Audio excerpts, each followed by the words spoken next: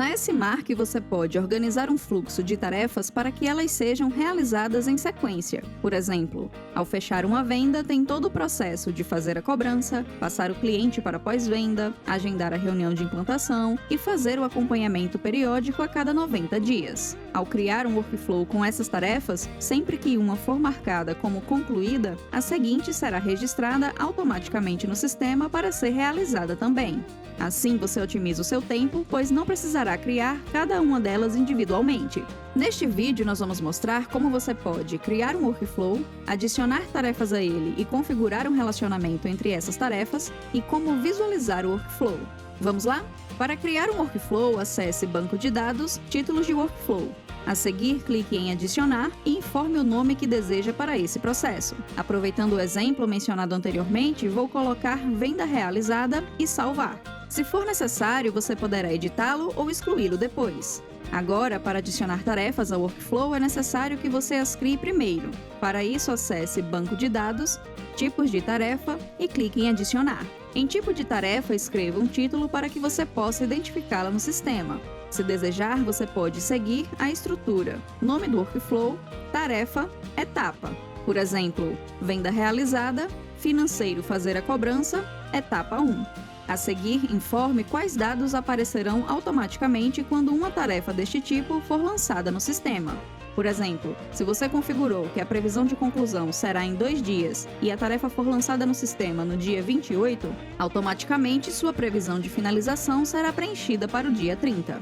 No vídeo sugerido acima sobre criação de tarefas, nós falamos sobre esses dados com mais detalhes. Agora, para que esta tarefa seja adicionada ao workflow, selecione no respectivo campo o workflow que foi criado no passo anterior. E se esta for a primeira tarefa da sequência, marque esta opção para indicar o início do workflow.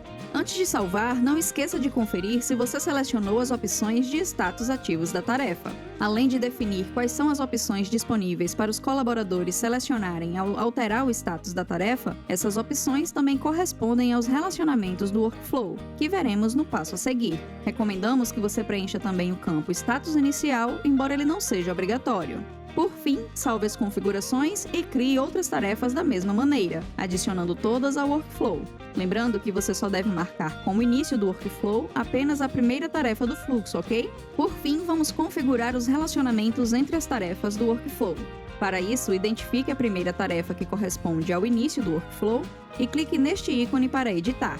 Em Relacionamentos do Workflow, você encontrará 2 status da tarefa: concluída e cancelada. Em concluída, pesquise pelo tipo de tarefa que corresponde à segunda etapa do seu workflow e selecione-o. No nosso exemplo, Venda Realizada, passar o cliente para pós-venda, etapa 2. Isso significa que quando a tarefa Financeiro Fazer a Cobrança for marcada como concluída, automaticamente o sistema irá lançar a tarefa Passar o cliente para pós-venda para o encarregado definido.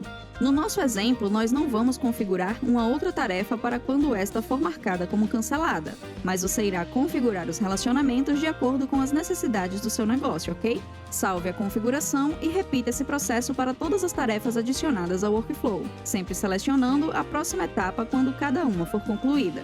Agora, ao criar uma tarefa na SMark, basta selecionar a primeira etapa do workflow. Quando ela for concluída, a próxima será lançada e assim sucessivamente até o fim. Em tarefas, você consegue identificar aquela que foi o início e o fim do workflow, bem como visualizar a quais tarefas cada uma está relacionada no fluxo.